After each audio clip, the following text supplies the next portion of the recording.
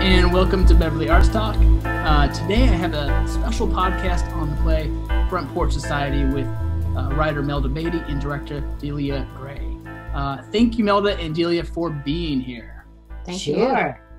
Happy to be here. Yes. So first thing, I read the script and wow, what an amazing, rich set of characters you have in this play. I was really moved by these women who all share their personal stories on a historic election night, November 4th, 2008 in Marks, Mississippi, but also an anniversary of the main character, Carrie Honey's son Ricky's death like 41 years ago. So before I go on too much about it, can you tell us a little bit about the story and your characters and what the setting of Obama's election night means in the context of the story? Sure. Yes. So the story essentially is the story about a mother's grief, injustice, and hope. And the backdrop is President Obama's historical election, being the first Black president of the United States of America, and what that means to this mother who lost her son 41 years to this date.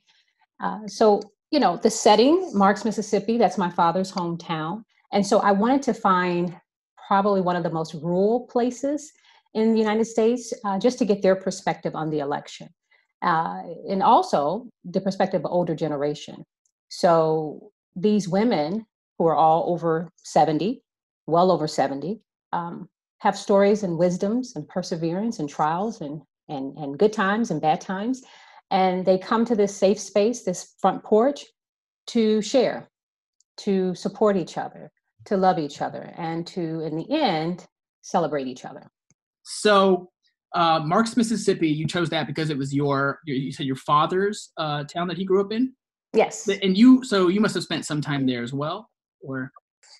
Honestly, I did not. So it's interesting because my mother is from Jackson, Mississippi. So almost every year until I was maybe about 10 or 11, we would go back to Mississippi, to Jackson. And I only remember maybe 2 times going to Marks, Mississippi. And so when we would go, I went once and I met my grandfather for the first time and his sister. And then we went the second time when my grandfather passed away. So all I remember are happy and sad times. And I just remember how almost desolate the place seemed. I remember driving past cotton fields. I remember the water tastes like well water.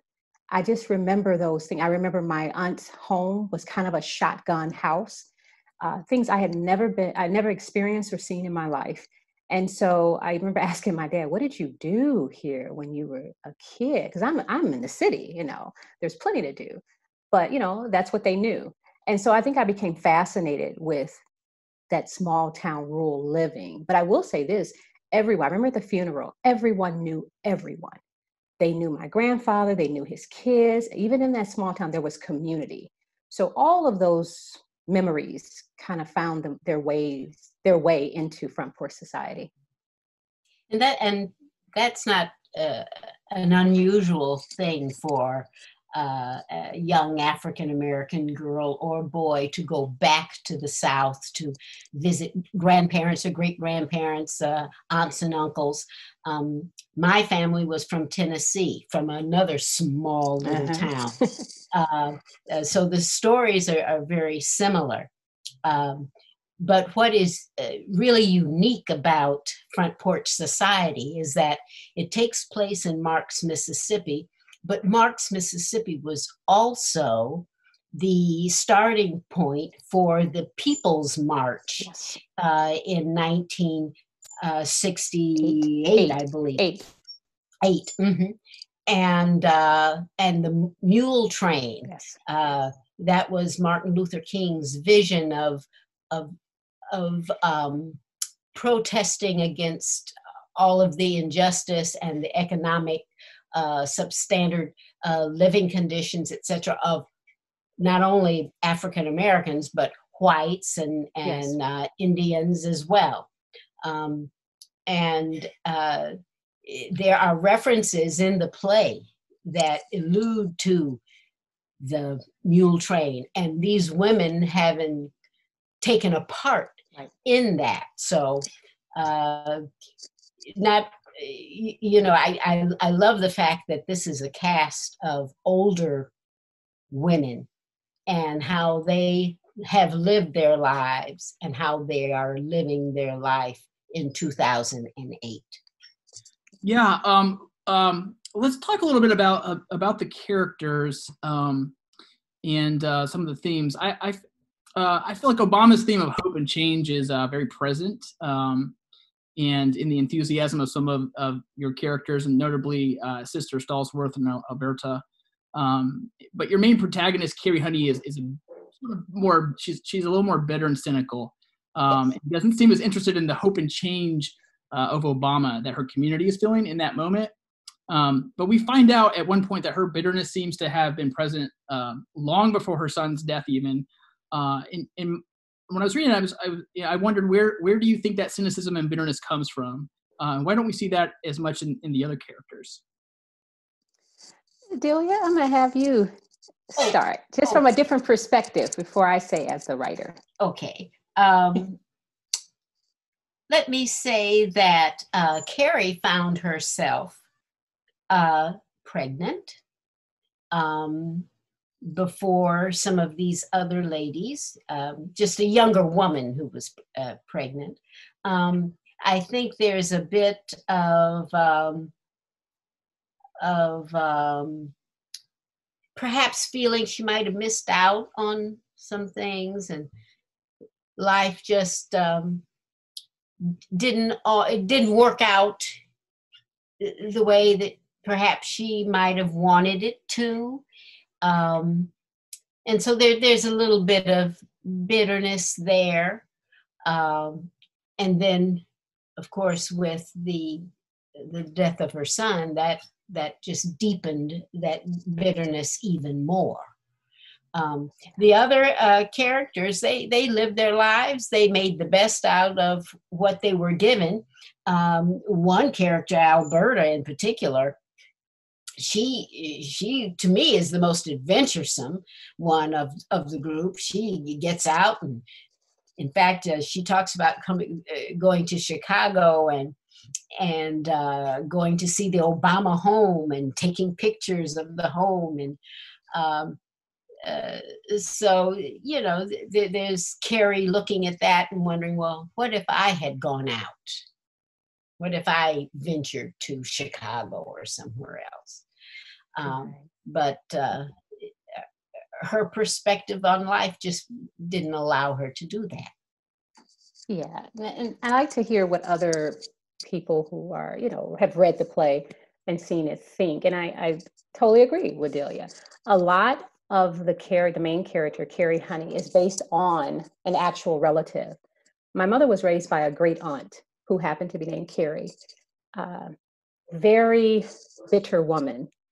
Sweet as pie to me, but she was almost to the point of abusive with it. And she had a lot of anger within her that stemmed from how she was raised, from her opportunities in life. So I think Delia is absolutely right. When I envisioned Carrie, I envisioned this woman who, for whatever reason, is broken in her own way. Life did not work out the way she would have hoped. And when Alberta comes back with all her enthusiasm and all her stories of partying up in Chicago and living there and everything, it's almost, it's almost a jealousy, but just that maybe a wish that could have been her life. Yet, you know, she's been in March, she's made the most of it, and then her son dies. So it's a culmination of all of that sends her down this kind of rabbit hole of grief and despair. Now, Alberta, like she said, is kind of her nemesis in that she is this hopeful. So you have this hope against this grief. She is everything that could be, and that she wants Carrie to believe in and get out of this bitterness in this small world, this front porch society, if you will, and expand your mind. And Carrie's resistant to it. Yeah, and you know that's that comes through their sort of love-hate relationship that they have, but you know, there was when I was reading it, I try not to give too much away of your play. I hope I'm not giving any spoilers. I'm not, if I am, let me know. I'll cut it out. Okay. But there's a scene later on where it almost seemed like Alberto was saying, telling Carrie, why do you always blame everybody? And there's a little bit of victim blaming in a way. And I wondered why does Alberto do that with her old best friend? Does she feel kind of guilty maybe for having left town during a hard time for Carrie? Do you think she hurts to see her old best friend hurt, so she naturally is kind of defensive and tries to blame Carrie for that, as a way to kind of project those feelings? What do you think on that? Well, I'll comment. I think Alberta, as I said before, is just a little more adventuresome than the others. And she's less tolerant about Carrie's behavior. Yeah. She makes a comment that ever since we were little girls, you blame somebody for something else. And it's at the point where she just says, get over it. Yes, yes, absolutely. Try something else. You keep doing the same thing over and over, you're going to get the same results. It's so clear in her mind. Right, right, exactly. I think it's just a matter of she's tired of it. This is a new day in Alberta's mind. We have a chance to make history. Get with it. Why aren't you excited? We can't do anything about the past. Move on. And It's not that easy for Carrie. And I think that's where they clash. Right.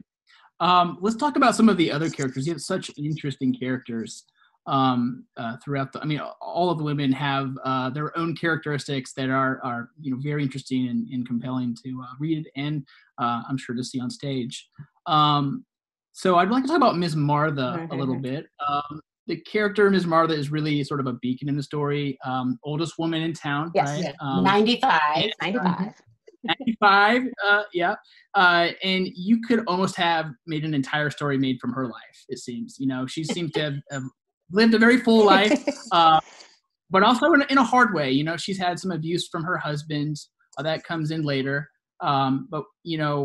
But she's a strong woman, and she clearly has a great will to live, and she shows that in her character. I also kind of love how she keeps confusing the Jesse Jackson from 3rd Street, Reverend Jesse Jackson. Miss Jackson's oldest boy on 3rd Street. There's really a funny piece of writing there. But where does this character come from, Miss Martha, and what's the inspiration for her? It's actually pronounced Martha, Miss Martha. Yes, Martha. Yes, Miss Martha. Okay. She is my favorite character. I had the most fun writing her. And again, she comes from that Southern tradition, older women and the respect that you have for them. And again, I have to go back to the visits to Mississippi every year. When I would visit and I would be with my great aunt, Carrie, she would walk me around, and she was so proud because my mom had gone off to college and gone to Chicago, and this is her little girl.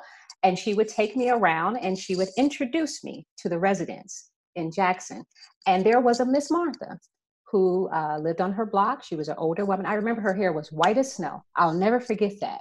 And I was kind of afraid, because I think I was maybe 8 or 9. I was kind of afraid to approach her. My aunt was kind of pushing me. Yeah, this is Joanne's daughter. They're up in Chicago. And I just remember talking to her, and I asked her, I said, why is your hair so white?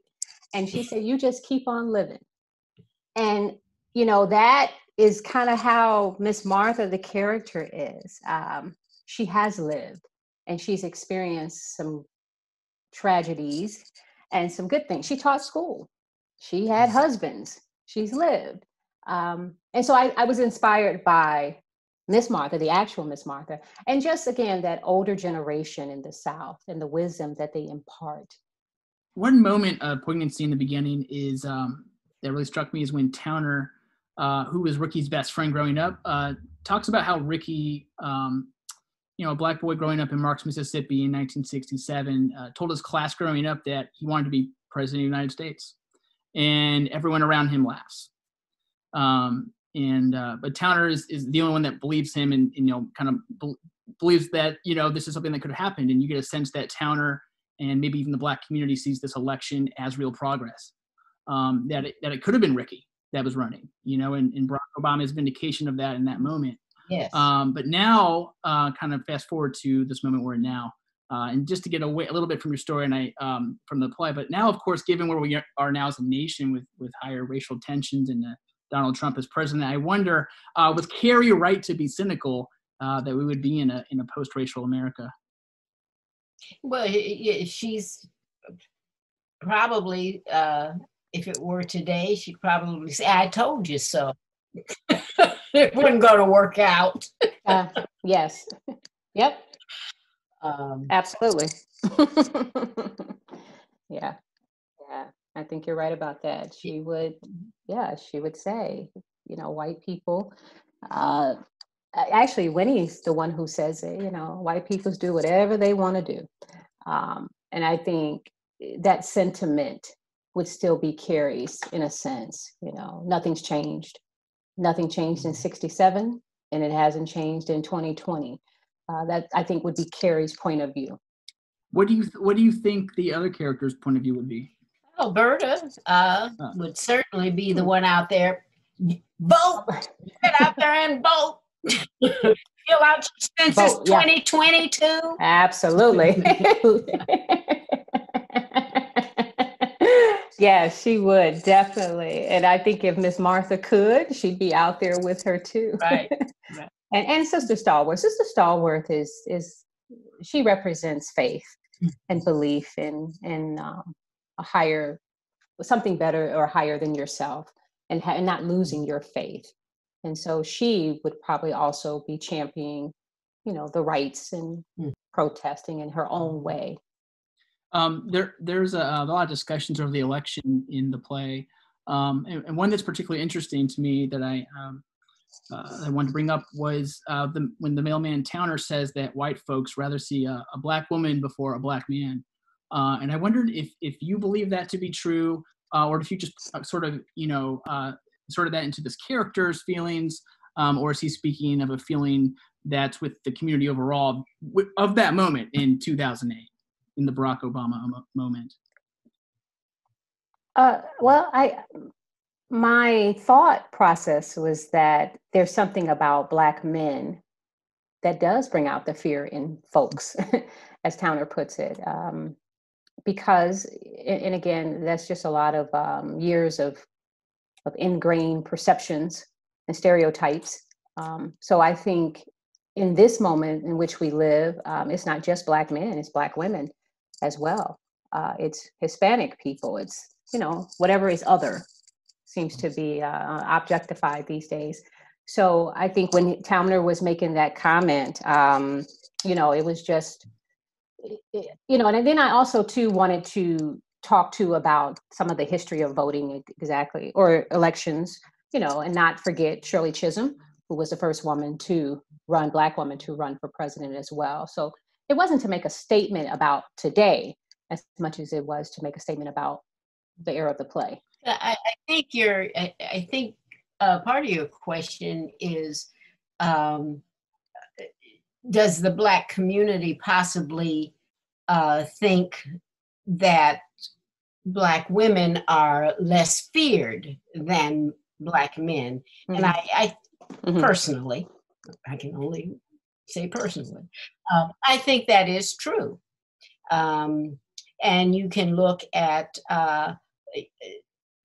what everyone has now learned, that our mothers and fathers have had to have talks with our Black boys about driving and how to behave behind a car if they're pulled over. And that's an example of that kind of, but they're going to see a Black boy driving and think something else, or a Black boy running down the street. Right.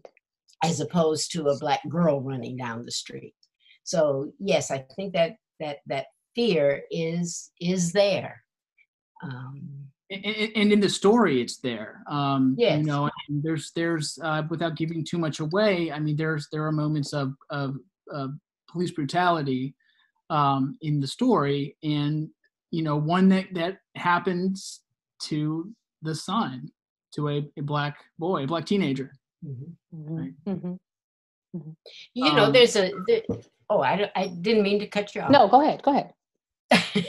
There's another part in the play where Carrie says to Terrence, the young high school boy, well, no, she says it to Sister Stallworth, I think, about Terrence. Well, we can't keep shielding information from him. Yeah.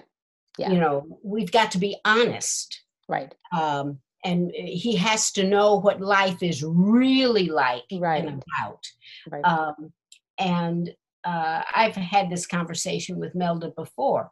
You know, is that shielding our children, be they white or black or Hispanic, Asian, shielding our children, trying to show them good and this is the way to do this and this is the way to do that and not discuss some of our weaknesses and frailties as human beings.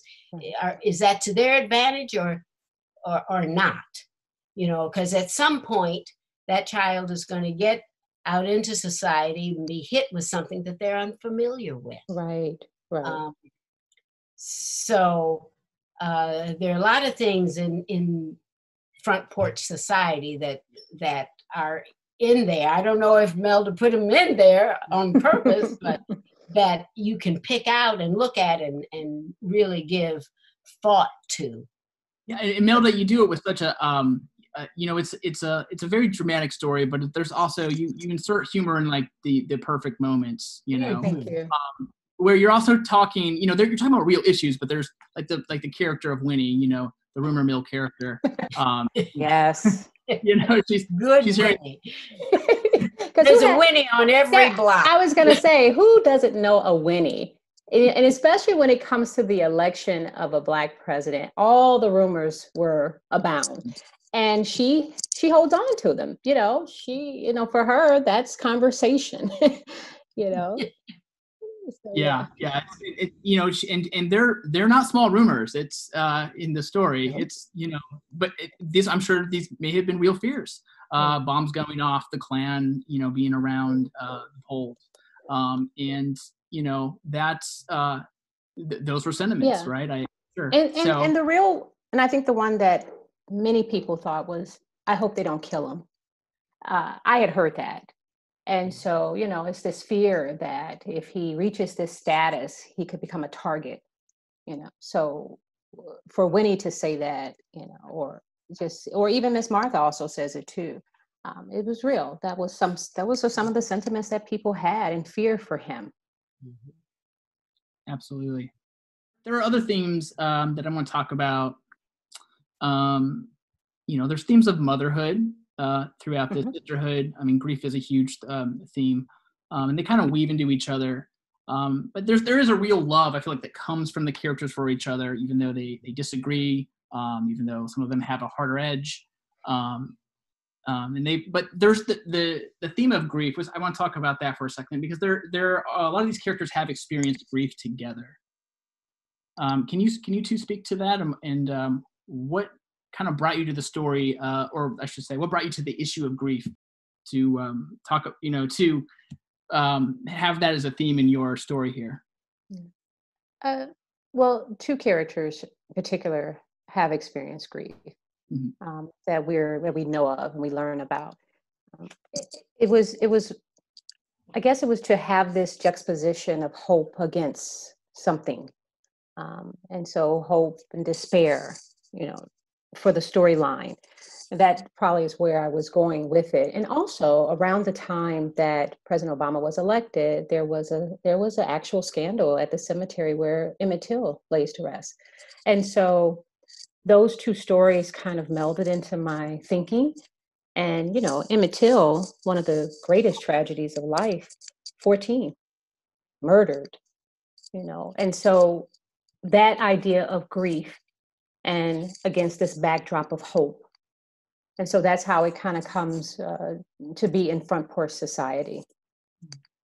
And then all of the female characters, Miss Martha and Miss Stallworth, have long time been friends of Carrie's, in the sense that they come and they sit on that porch, and they're really, even though they enjoy the day sitting with her, they're there because they know her grief. Yes. And they're there to support her and hold her hand, if you will. Even though it's been 40 years, even though Miss Stallworth is new in town and she's only been there 10 years, but Miss Martha, for sure, is there for the long haul. Yeah. So it is a story of compassion and empathy, sisterhood. Yes. Yeah, and those themes all come through. They really do. And I'd love to talk about the ending, but I will save that part for the audiences. Yes. Don't give it away. I don't want to give it away. It's great. One other theme I see in there is sort of a total mistrust of the government coming from Carrie, and movements in politics. Again, playing into her theme of cynicism. She also has an absolute mistrust of the police. And there's a moment, and again, I hope I'm not giving too much away, but where you wrote in, he's screaming for mama, and that really struck me because we've all heard the George Floyd video where he cries out for his mama, cries out in his horrific murder by the hands of a police officer. And you wrote this before that moment. So, absolutely. Is this police brutality that you've seen or experienced personally, or were you just kind of writing about a feeling of mistrust that's evident in the Black community? Yeah, I have not experienced it personally, but when it happens in my community, it's personal. And I remember after George Floyd's death, I was watching television or something on Facebook, and there was a woman holding a sign and said, when George Floyd cried mama, he was calling all of us mothers. And so it's just something about that, almost that guttural scream of calling for your mother. And that just connotates so much everything that's wrong when someone has to call in that way as a cry for help.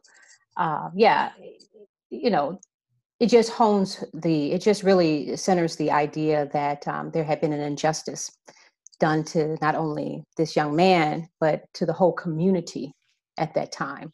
Again, this was 1967. So I had no way of knowing what was going to happen in 2020, but it had happened in America, and it probably was happening also in 2008 as well. Where do you think these characters would be right now in this moment? Well, I think Terrence, which we haven't even talked about, this youthful young man. The enthusiasm. He's really the hope. Yeah. He wants to fight for his country. So I don't know. I could see Terrence doing some great things in life. I don't know if my other older ladies would be with us, but maybe. What do you think, Delia? Oh, it's an interesting question. Yeah. Well, I guess Miss Stallworth would still be standing by her husband and out trying to bring the saints in. It's hard to say. Yeah, it's hard to say. It would be because they're in their 70s, all late 70s, right, to project in. Melda, when you write these characters, are any of them? Are they coming from any part of you as well? You said earlier that they come from other people, maybe other relatives. But what part of this is autobiographical in that sense? Oh, that's a good question. Who do I relate to? I guess the autobiographical part is just that it's a community of my father. It's a community of women that, even though I wasn't familiar with that community of women in the South, but even here in the North, I've been surrounded by and sat at the feet of a similar community of women, whether it's my mother's, my aunts, grandmother, etc. So I think it's autobiographical in a sense of, listening to them talk when I was younger, and even today, their stories, seeing them gather, just a part of my life that I've witnessed. And really, my grandmother, who's deceased now, her best friend was Miss Honey. And when my grandmother would come to visit her, they sat on Miss Honey's porch.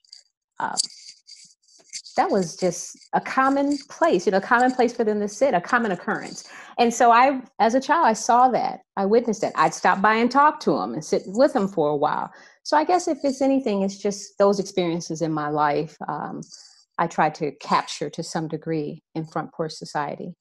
And I've been told when people have watched the play, often what I hear is that's my aunt. I know those women. I grew up there, they start naming them. That's my aunt, such and such and such and such, So that's great to hear. Yeah, very relatable characters and empathetic characters, very empathetic. Mm-hmm. Delia, what drew you to want to direct this? And I don't really know the story about how you and Melda know each other. So can you speak to that? A community of women. That's right. That's how we met. It was through a mutual friend. Mm-hmm. In fact, it was another play that Melda had written, and she wanted to do a reading, and so I offered to have it at my home. And so we did that reading, and then we did not talk for years, and then she gave me a call one day, and I was in TJ Maxx, and I said, sure, I'll do it. Yes, yeah. But so that's how we met. Now, what was the other part of the question? Well, I want to know how you got drawn to this particular to the play. Mm-hmm. Well, after I read it, I knew it was something I wanted to do. Mm-hmm. I liked the fact that it was a predominantly female cast. And the characters were so real to me. I mean, I knew them. And I liked the fact that it was against the backdrop of something historical. And I liked the way she weaved some history into the play. And I hope people who come to see the play will not only, not enjoy, I want them, yes, to enjoy the play, but to take away from the play some history, some real historical facts, as well as to want to go back and maybe do a little research on the internet about the mule train. What was that? What was that time like? And then maybe go back to some of the videos that might be on YouTube of 2008, that the night of the election and the acceptance speech. Melda had shared with me a video about Marks, Mississippi, that moved me so that I wanted to do a prologue, at least for the reading on October 25th, Sunday, when we do the reading. We will begin with a prologue that kind of sets the stage for Marks, Mississippi, not 2008 necessarily, but the people who were there in that town. You see pictures of past historical events and places and people to give you a context for 2008 and where the play begins.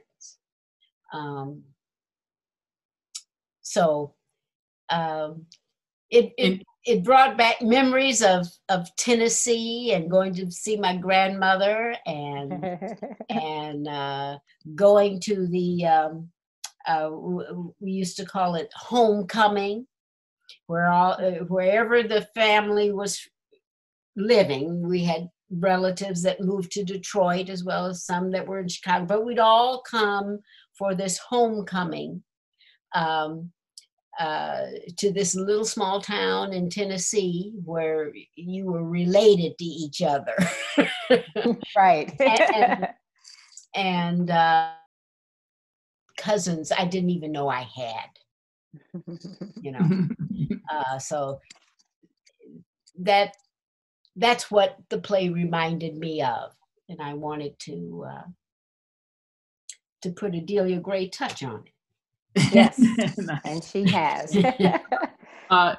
Delia, how are you guys doing the virtual reading on the technical side of it? I know it's really a tricky thing to do right now. Oh my goodness! Please don't even begin to ask. This is my first Zoom reading experience. And you know, it's really funny. You don't know what you're doing until you actually get into it. And last night was the first rehearsal, and oh, thank God for Oliver.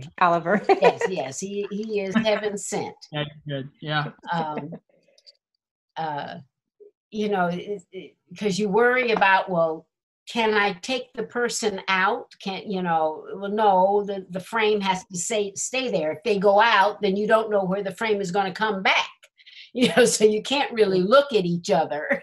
So that was a little disturbing, but you know, we worked around it, we overcame it, and the actors and had done their homework. And they were on top of it. They were, let's get this done and let's give it the best we've got. And that's what we're doing. Delia, can you speak to the casting? How you went about your auditions and found the cast? Well, the first thing I had them do was to submit photos and a clip of anything. I just wanted to see how they moved and how they spoke, and not necessarily were they, you know, performing. Of, you know, if it was a older character like Miss Martha, I was not looking for an older character or an older person. I was looking for someone who might be able to give something to that older character that would make them authentic. And the second part of the callbacks was for them to actually do some reading from the script, which they did with each other and individually. But I like to see what people can do and see what they can bring to a character in an interesting way. And I look for authenticity. And Melda's writing makes that probably easier because the dialogue is so rich and it comes right off the page. Yes. You know, yes. Yeah. That's something to notice, that it really the colloquialisms of the area and the time period and all that come through, and it's if you know, I'm not an actor necessarily, but after I'm reading through it, I'm thinking about exactly how an actor might go about that dialogue, and it's just so well written that it seems like you'd just be able to read it right off. Mm-hmm. Thank you. To the both of you, I know how I am when I see something I've created and it's performance night, and there's that first night that it's off. What do you guys think you'll be feeling when you're watching it? Melda, when you're writing, it's finally being brought to life, and then Delia, your direction, it's right there, it's live, it's opening night. What are the feelings? Well, I'm always a little nervous, and my nerves come from how people receive it. Now, From Porch Society has had quite a few productions thus far. So, but even with those productions, I'm still nervous. How will they get the jokes? Will they understand? Will it resonate with them? So I'm a little nervous, but, I do trust the director. And I've been fortunate to have directors who are very communicative with me and involve me in the process. And I trust their judgment. Delia has chosen a wonderful cast. I mean, when they were auditioning, I just got goosebumps because they really embodied what I envisioned for the character. So, for this reading, what I'm very excited about is what Delia is her vision, what she's kind of put together to bring this experience to everyone. And Beverly Arts Center is allowing us to do an educational talk at the end so that we can kind of leave the audience with some takeaways and then involve the audience in it. So that kind of relaxes my nerves because it's going to be kind of more of an engagement period at the end than just watch and, leave. I believe the talk back is really going to help it resonate with people and stay on their minds and maybe do something about whatever they're feeling. In particular, vote. Right, and of course we're in the pandemic still, but we haven't really talked about that much in this moment. But it's going to be on the stage at some point, Yes, so. Yes, we believe that. Yes.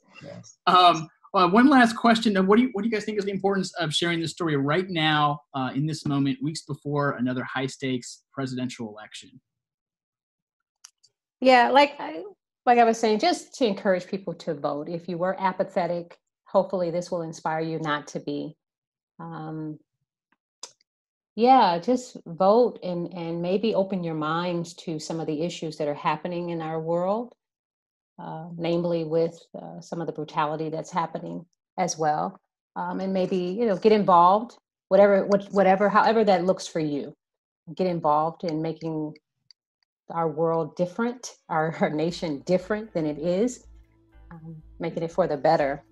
I think that's one of my big takeaways with doing it now. All right. Thank you, Melda and Delia, so much for coming on Beverly Arts Talk. It's really been a joy talking about Porch Society, which is going to air virtually as a reading on October 25th at 3 p.m. All right. Yes. All right, guys. Thank you so much. Thank you, Maddie. Really great story, and really appreciate you coming on. Thank you for having us. Thank you.